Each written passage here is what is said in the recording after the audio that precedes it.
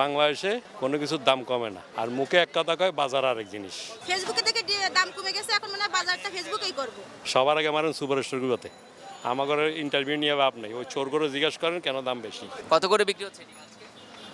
লাল বিক্রি করি 160 টাকা, সাদা বিক্রি করি 155 টাকা। সরকার যে নির্ধারণ করে দিচ্ছে এটা কি জানেন? জানি, আমরা তো কিনে অনুপাতে বেশি 1200 1250 টাকা শ কিনা ভাড়া আছে, 1260 টাকা আমরা বেশি 1300 1280।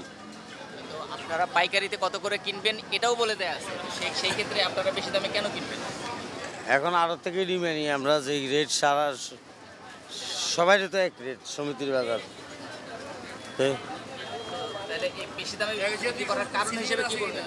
এটা বন্য হয়েছে, মুরগি টুরগি মারা গেছে, এইভাবে মুরগির দাম বেশি, এটা বলে আর কি। আচ্ছা, এই যে একজন কাস্টমার বলছে যে আপনারা যে বেশি কিনে আনছেন, বেশি দাম দিয়ে কিনে আনছেন, এই যে অজুহাতটা আপনারা দেন, আপনাদের কাছে কি কেনার রসিদ আছে, রিসিট আছে বেশি দাম দিয়ে কিনে নিয়ে আসছেন?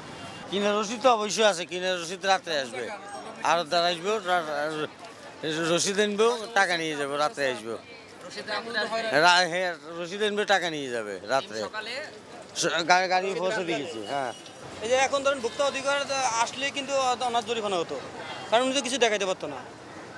কারণ আমি একটা জিনিস পণ্য কিনে আনছি, এখন আমার কালকে দিব রসিদ, এমন হয়। সবার আগে মারেন সুপার স্টোরগুলোতে। আমাদের ইন্টারভিউ নিয়ে ভাব নেই, ওই চোর করে জিজ্ঞাসা করেন কেন দাম বেশি।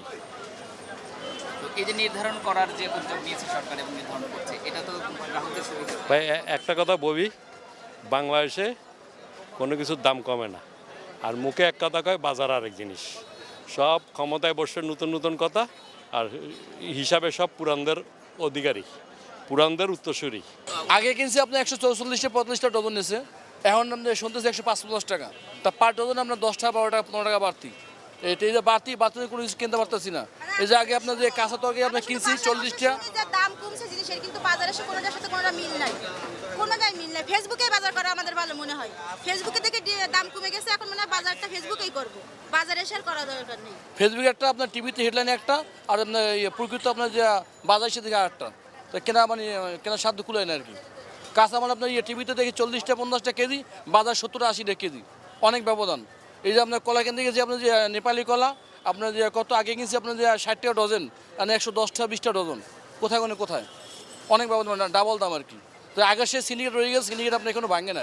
55-60 টাকা টানিছে ডিম নে, তাহলে আমাদের যে সরকার যেটা বলতেছে, আমরা তো বাজারে এসে দেখি উল্টোটা। তাহলে সরকারের কথার কি দাম, আর বাজারে এসে আমরা কি কি কিনতেছি?